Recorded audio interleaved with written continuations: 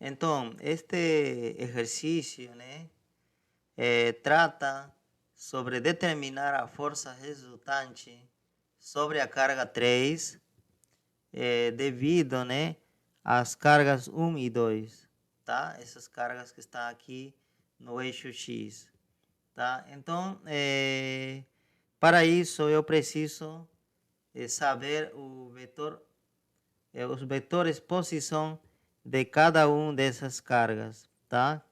Aqui eu representei, por exemplo, o vetor posição da carga 1 seria, né, dado por essa expressão aqui, né, que eu determinei a aula passada também, né, que diz que, olha, existe, né, tá? Antes de escrever e explicar isso, eu quero que vocês saibam dessa observação que eu vou fazer, tá? Talvez ajude vocês, tá? Que diz, as componentes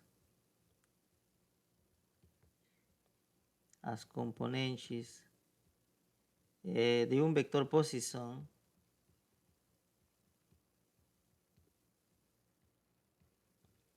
são iguais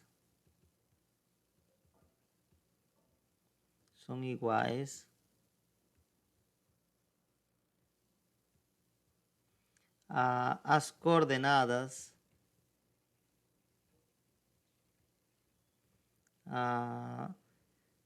da ponta do vetor, posição, né, do vetor. Que significa, então, você lembra, né, que o vetor posição sempre parte da origem, né?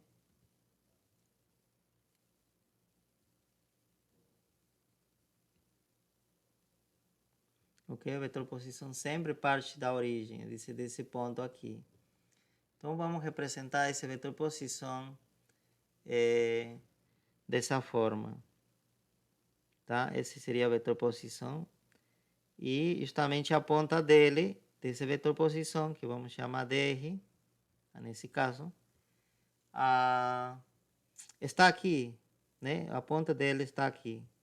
Então, a ponta dele tem as coordenadas, podemos chamar de x e y, né? As pontas, as coordenadas, né? A quanto está deslocado para a direita e quanto está deslocado para cima, né?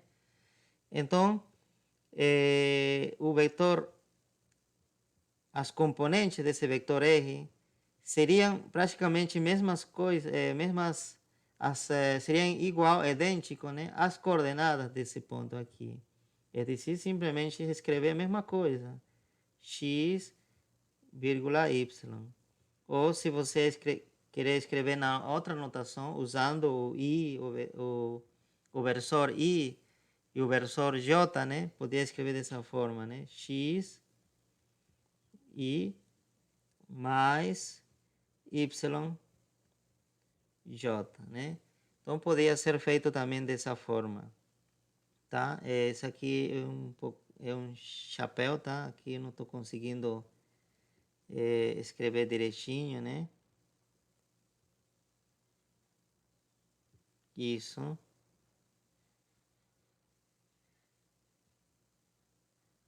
Ok, então seria assim. Essa aqui seria a observação que queria fazer sobre, né, as componentes de um vetor posição.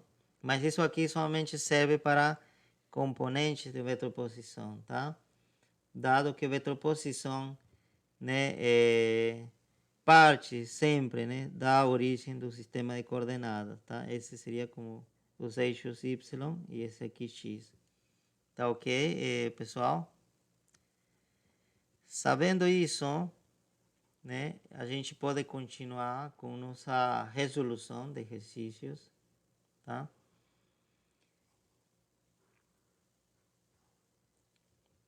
Ok, então por essa razão, olha, aqui R1 seria a coordenadas dessa partícula 1, dessa carga 1, quais são as coordenadas dessa partícula 1? É dizer, a ponta desse vetor, né, de R1.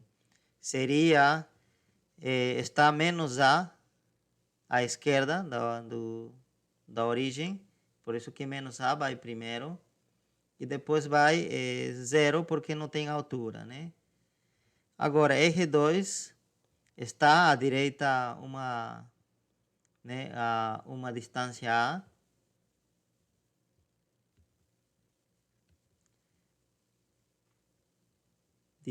A, e não tem altura também, então seria 0, né? Ok? E R3 está para cima, né? A ponta dele está na posição horizontal, estaria 0, porque não está nem à direita nem à esquerda.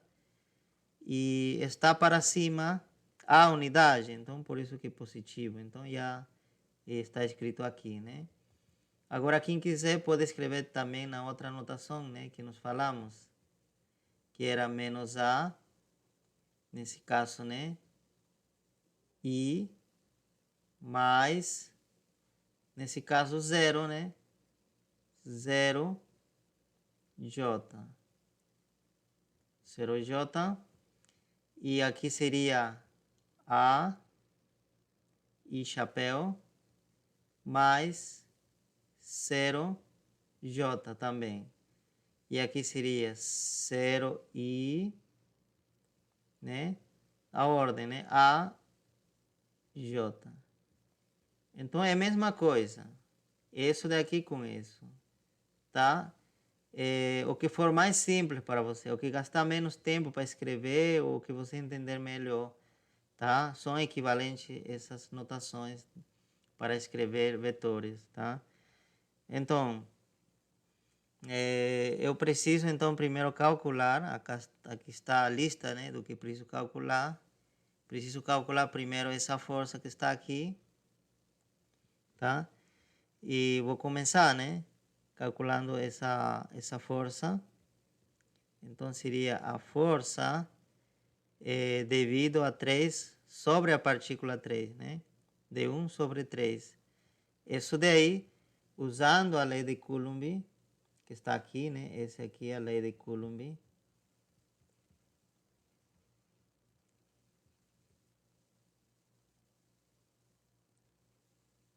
Lei de Coulomb. Então eu tenho, né, essa fórmula, só que aqui está para as partículas que estão de 1 sobre 2.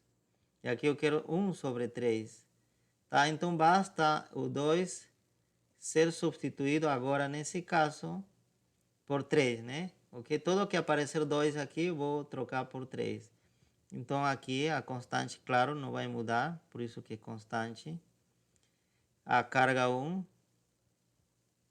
A carga, nesse caso, então, em vez de ser 2, seria a carga 3, né? Carga 3. E também seria o R2, em vez de ser R2, seria R3. Menos R1. Tá? E vamos dividir, né? Pelo R. E quem é R? R é essa fórmula que está aqui. Então, eu poderia escrever dessa forma. Tá? Ou deixando, né, para economizar, de escrever tanto, deixando como R mesmo, R ao cubo, né? Tá? R ao cubo. Ok. Então, eu vou calcular por separado isso daqui, tá? Seria, então, R3 menos R1, tá? E nós temos o R3, que seria 0,A, menos R1, que seria menos A,0. Então, nessa parte a gente pode fazer o seguinte truque, né? A gente deixa ainda como está o primeiro vetor, né? E esse sinal vai passar adentro aqui. Menos com menos, né? claro, né? Quando ele vai passar, então aqui vai ficar simplesmente mais, né? Faço isso, mais, tá? Faço esse truque, tá? Quando ele passa, entra, não? E aqui deixa sobrando o mais. Então aqui seria então menos com menos, A mais A, né? E aqui esse menos com zero, então praticamente não vai alterar nada, vai ficar, continuar sendo o zero. Continuo. Agora sim, fica mais fácil, né? Olha, eu vou ter que somar, né, o primeiro com o primeiro desse lado e o segundo com o segundo. E depois colocamos o resultado aqui. Seria então 0 mais A, vírgula, A mais 0, A. Então, ficou esse vetor, tá? Ou poderia ser feito, né? Ou alguém encontrou também dessa forma, né? Que é equivalente, usando os versores, não? Vetores unitários, I e J. Então, é equivalente. Ok, já tenho o vetor que eu precisava para poder substituir aqui, tá?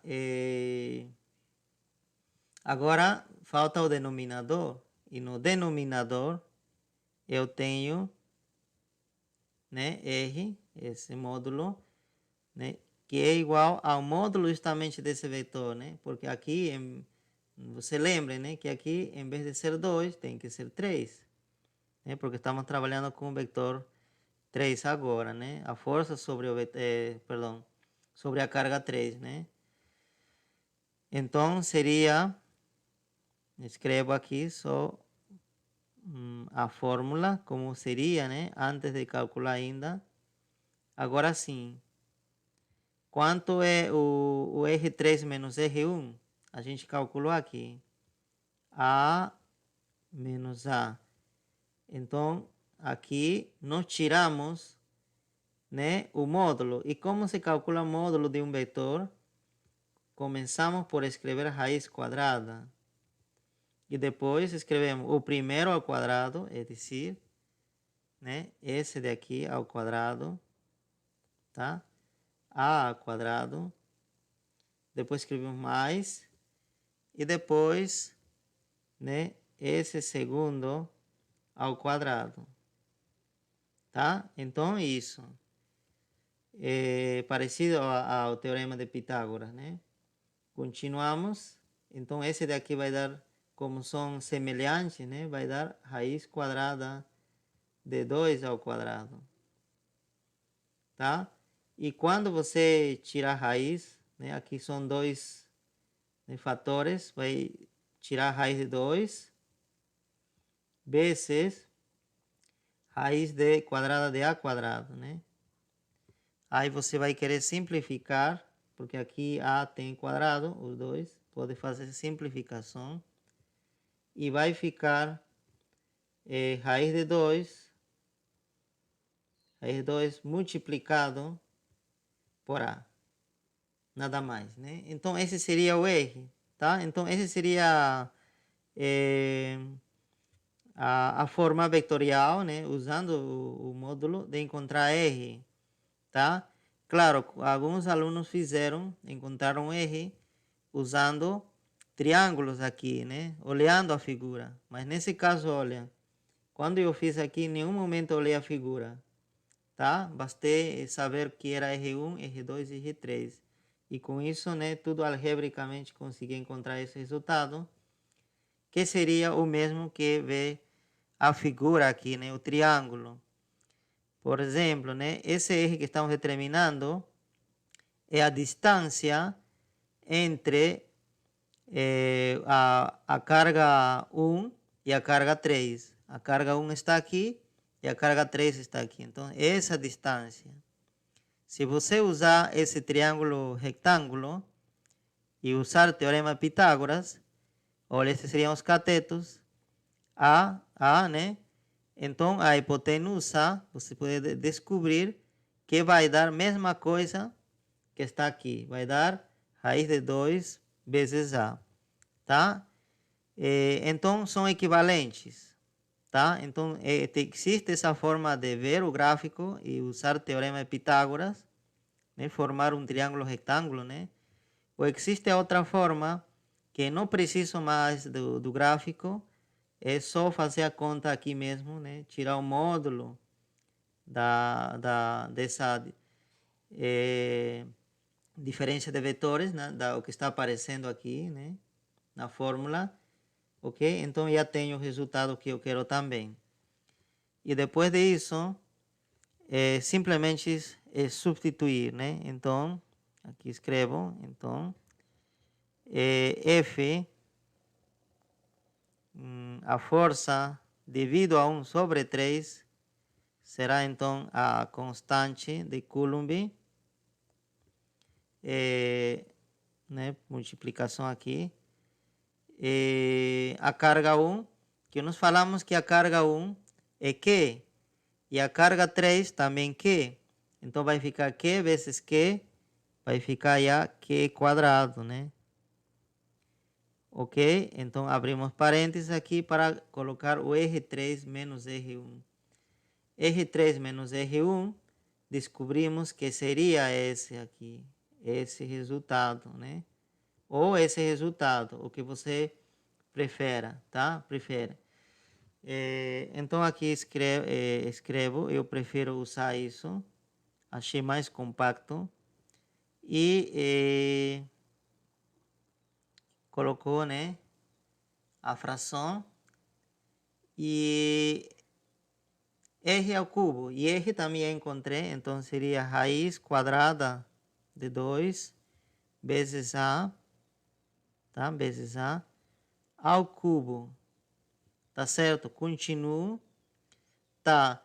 Aqui eu tenho o A e A que está repetindo dentro desse parênteses, né? Como se fossem coordenadas.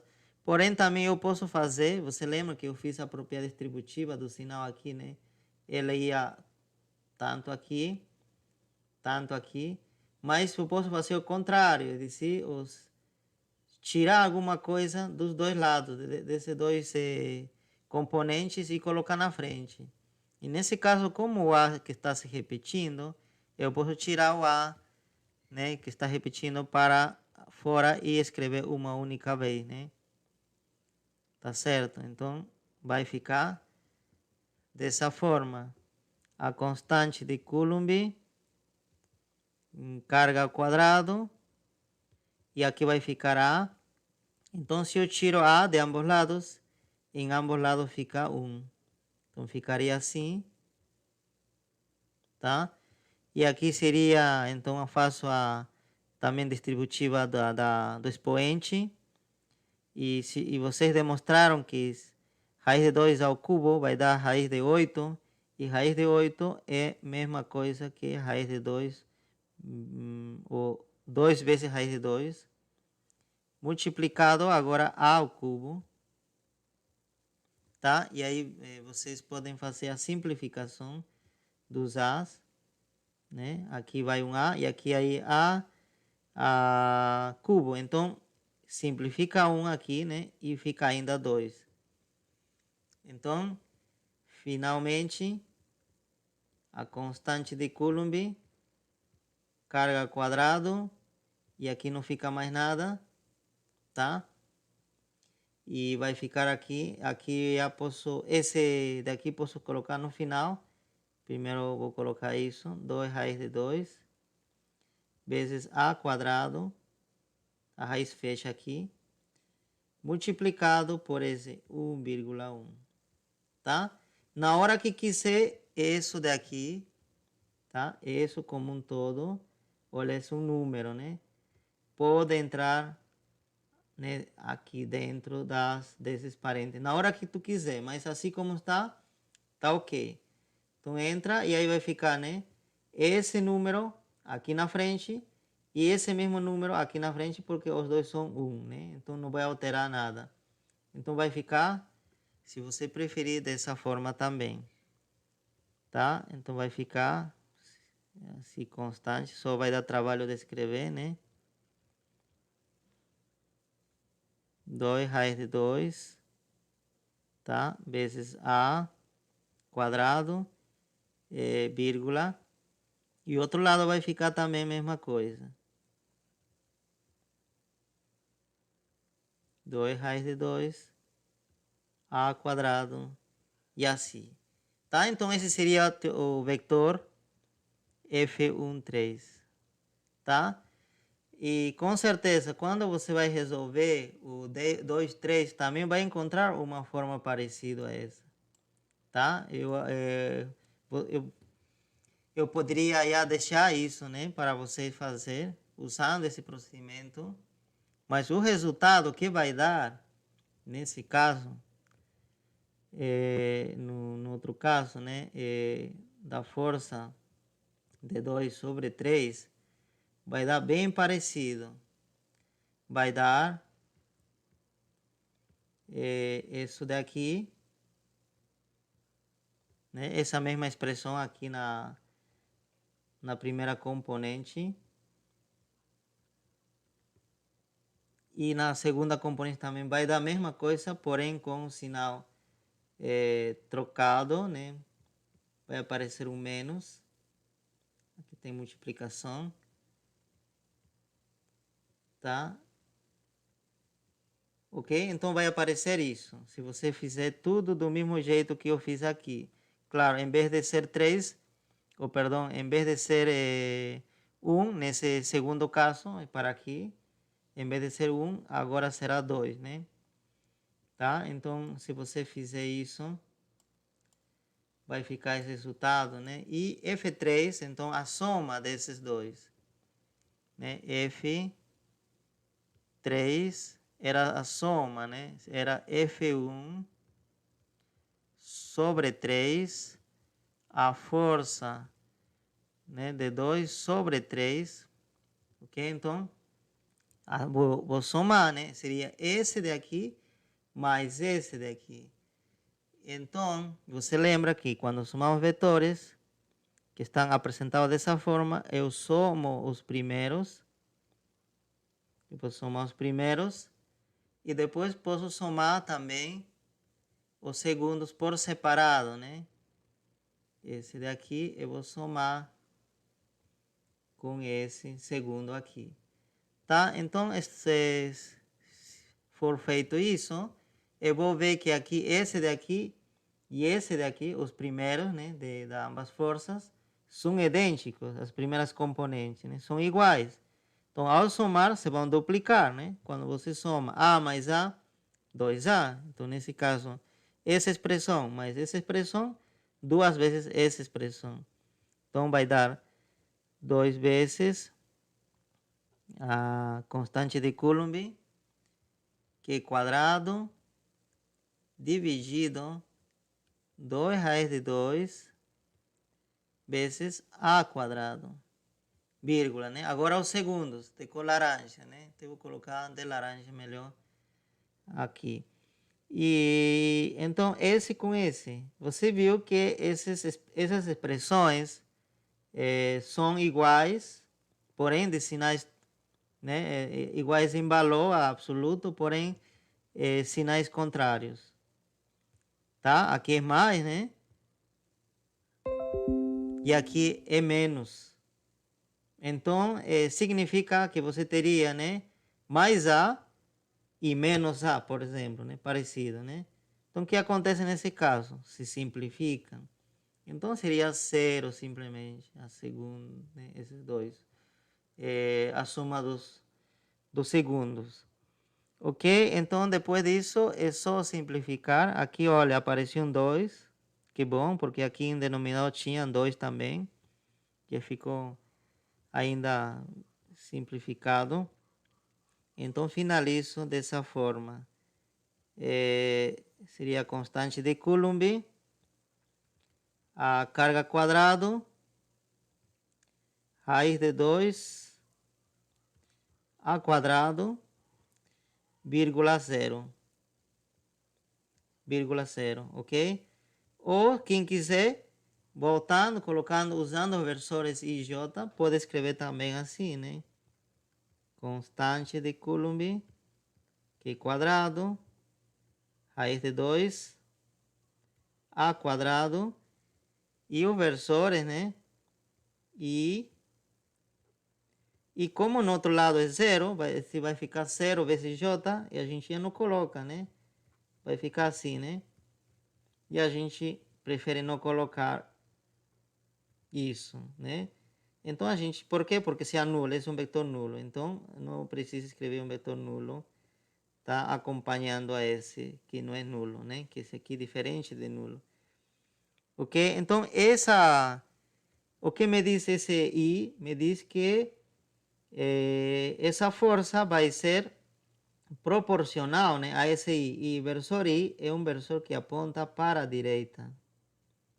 Né? O versor I é um versor que aponta horizontalmente para a direita. Então, essa força sobre 3 é uma força para a direita, tá? Esse daqui deve ser uma força assim.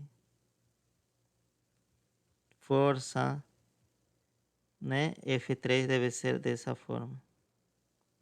Tá? Para a direita, simplesmente. Não tem componente vertical, assim, não, a ponta não sobe nem desce, tá? E compatível com o que a gente estava pensando, né, no início da resolução do exercício, quando eu fiz esse gráfico, né, eu desenhei e deu isso, né? Porque a força devido a 1 sobre 3 teria essa direção, né? 1 sobre 3. Tá? Por quê? Porque são cargas iguais, de sinais iguais, perdão, e elas se repelem, então seria isso. Agora, a carga 1, ou perdão, 2 e a carga 3 têm sinais contrários, então seria atrativo. Então a força seria nessa direção. Ao somar essa força laranja e a força azul, me vai dar essa força vermelha. Justamente, né? Horizontalmente apontando para a direita, né? Que é compatível, né? Com isso. Tudo bem? Essa seria então a resolução detalhada, né? Desse exercício, tá? Claro, ficou pendente para você calcular a força de 2 sobre 3, mas você vai seguir o mesmo procedimento que eu fiz aqui. Então, pessoal, agora na nossa aula, né, podemos começar enunciando mais um exercício, né, para praticar mais a lei de Coulomb na forma vetorial, né, que é um pouquinho mais laborioso, né, que a lei de Coulomb na forma escalar, tá? Porque aqui importa também a direção, né, em que direção as forças estão agindo, né. Ok, aqui diz, né, na figura, né, que está aí um pouco pequena, tá? A partícula 1 de carga dado, né, que está aqui, 1 Coulomb, né, 1 Coulomb, ou micro Coulomb, e a partícula 2 de carga menos 3 microcoulomb, são mantidas a uma distância L de 10 centímetros, tá? Uma da outra. E elas estão no eixo X, né? Como mostra a figura. Determine a coordenada X e a coordenada Y de uma partícula 3, tá? É dizer, uma terceira carga, tá? Desconhecida, você pode colocar por enquanto com o valor Q3, né? Para que a força total exercida sobre ela pelas partículas 1 e 2, né? 1 e 2, seja nula. É dizer, onde devo colocar a terceira carga para que a força sobre essa terceira carga, devido a essas dois, né, seja nula. Tá? Onde? Em qual deve ser a posição dessa partícula, né? Qual deve ser a coordenada X dessa partícula terceira, tá? É dizer, o que você deve fazer é calcular a força sobre essa terceira carga, né? Esse primeiro 1 sobre essa terceira, depois 2 sobre a terceira, parecido com o exercício anterior, né? E depois, calculando essa força, você deve, quando somar, depois de somar, a força resultante deve igualar a zero, a nulo, né? Deve ser nulo essa força, porque está dizendo aqui, né? A condição é isso, né? E qual vai ser a incógnita, né? Quando você iguala a zero a força, vai ser uma equação. E qual vai ser a incógnita que você vai precisa determinar? O valor do x e y. É dizer, você vai fazer o seguinte, tem a carga, né, a partícula 3, vamos dizer que está por aqui, né, posso desenhar aqui, tá? Então, esse seria a carga 3. As coordenadas dessa carga, então podemos chamar as coordenadas, né, x, vírgula, y, tá? Essas seriam as coordenadas, né, que justamente está pedindo. Vamos dizer que estão nessa posição. Ainda não falta determinar quanto vale x e quanto vale y, mas eu posso colocar esse, né, como referência esse ponto. Então, o vetor posição dele, né, será um vetor, né, que vai partir, né, e vai apontar essa carga, né? Esse seria o R3, né? R3. E esse R3, né, quanto está deslocado para cima a ponta, né, do vetor, que esse caso seria, né, para a direita, seria x e y, mais quanto está deslocado para cima ou para baixo, esse é dado por y, então seria, né, assim.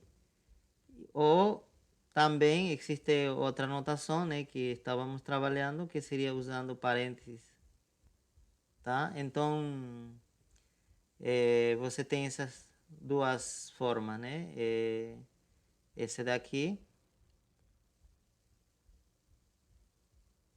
ou essa daqui, tá? Então, mas você já tem a vetor posição da partícula 3, tá? E R1 e R2 você faz como você fez no exercício anterior, tá? Então, seria isso a dica que eu dou para vocês, tá? Depois que você calcula a força, então, sobre 3, né? Você vai anular. Então, isso aqui é uma equação. Equação para encontrar quem? X e Y, tá? São os valores que você precisa encontrar nesse caso. Ok? Então, podem começar a resolver. Então, vamos explicar um pouco mais em que consiste esse exercício aqui, exercício 13, tá? Do livro Halliday. Aqui diz que nós temos duas cargas, tá? Eu vou desenhar aqui as três, perdão, inicialmente, né, duas cargas aqui. A carga 1 e carga 2, né? Eu não vou usar ainda os valores, tá? Por enquanto, né? Das cargas, é decir, um microcoulomb, o outro tem menos 3 microcoulomb. Eu vou usar simplesmente um símbolo, porque é mais fácil trabalhar com símbolos que já com os valores, por enquanto. Então, esse aqui vai ser carga 1, Q1, e esse carga Q2, tá? E esse aqui, né, é o eixo, né? Eles estão sobre o eixo X. Esse aqui é o eixo X. Eles estão, né, ubicados dessa forma, né?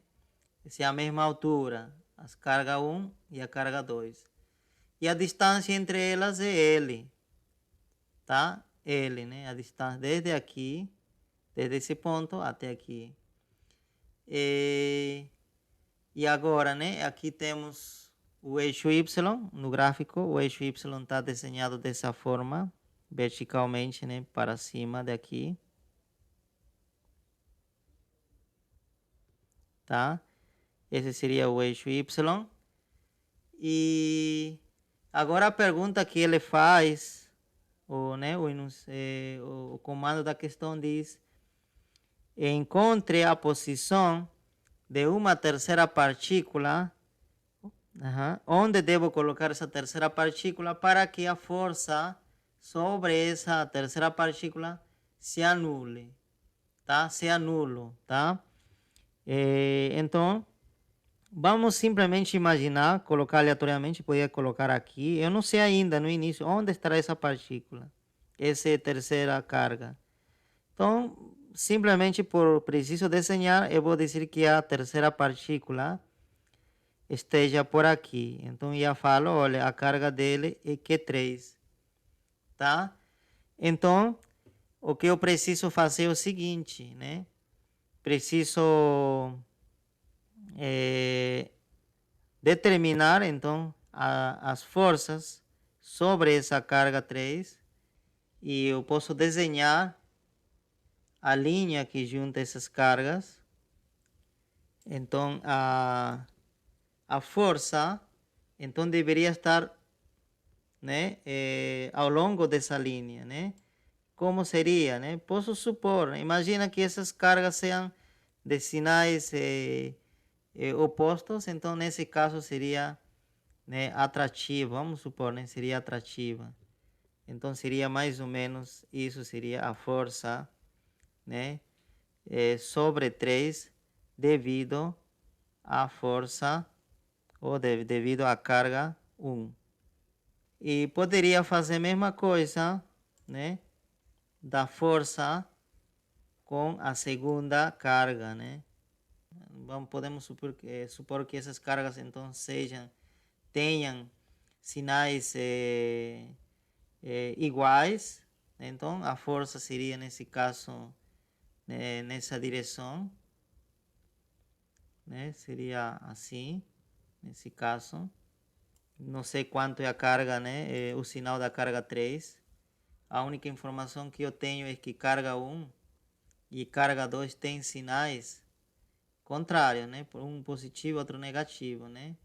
Isso diz no enunciado, né? Posso dar uma olhada aqui, né? A carga 1 tem sinal mais e a carga menos, a carga 2 tem sinal menos, né? Então, já tenho essa informação, né? Então, até aqui eu poderia então desenhar dessa forma, né? Um vai ser vermelho e outro vou colocar como azul, tá? Isso é indeterminado, eu não sei ainda, tá? Então, posso desenhar também usando o verde, que eu não sei ainda qual será esse cor, para, né? Que nós vamos a... Talvez a resolução não dependa disso, do sinal ou valor dessa carga, tá? Ok, então aqui está faltando dizer então que essa força que está aqui, né, é devido a carga 2 sobre a carga 3. Tá? Então nós temos essa situação. Agora nós queremos saber onde ele deveria estar parado para que, ao somar essas forças, é decir, né, se quando calculo a força resultante, é decir, somo as forças, para que essa soma seja nulo, tá? Então, onde deveria estar parado? Então, as incógnitas seriam justamente as coordenadas dessa carga 3, que seria, que eu vou chamar como x, y, tá? Então, de cara, já sei que, dado que as coordenadas eu defini dessa forma, da carga 3, de cara já sei que o vetor posição da carga 3, o eixo 3, né, será x, y. Nada mais. Ou, se você preferir, x I mais YJ, tá? Então seria assim, né? E claro, o R1, praticamente o R1 está na origem, né? Ou está na origem o R1. Então, quando está na origem, as coordenadas dele é 0,0. As coordenadas da ponta, né? Então, as componentes do vetor será também 0,0. Tá? Então, já temos o R1. Tá faltando o R2. R2 seria, está à direita, né? Da origem. Quantas unidades? L unidades. Em relação a Y, ela não está nem acima nem para baixo. É dizer, está sobre o eixo X, portanto, 0. Então, você já tem os três vetores posição e tem as três cargas, né, simbolizadas por Q1, Q2, Q3, tá? Então, você tem que calcular essas forças, como nós fizemos no exercício anterior, tá? Essas forças, tá? Nesse caso, claro, não vai ser fácil construir o triângulo, né? E usar o teorema de Pitágoras diretamente, né? Usando o triângulo retângulo. Talvez, não sei, vocês veem, né? Como seria nesse caso, se dá para fazer isso. Mas eu não preciso, se eu calcular o módulo, usar o método, né? Calculando o módulo do R, né? Então, aí não preciso, né? Porque com essas informações que eu tenho, eu posso fazer algebricamente, tá? Então, é uma forma também de praticar isso, tá? Então, vocês vão calcular essas forças que estão aqui, vai estar em função de quê? De x e y, tá certo? Vai ficar em função, porque não sabe ainda que valor tem x e y, em função de x e y, ok? Então, quando você vai igualar a nulo esse vetor, então aí vai se transformar em uma equação, tá? Na verdade, em duas equações. Um para x, né, para a componente x, e outro para a componente y. São duas equações que vai dar, né? Equação 1 e equação 2.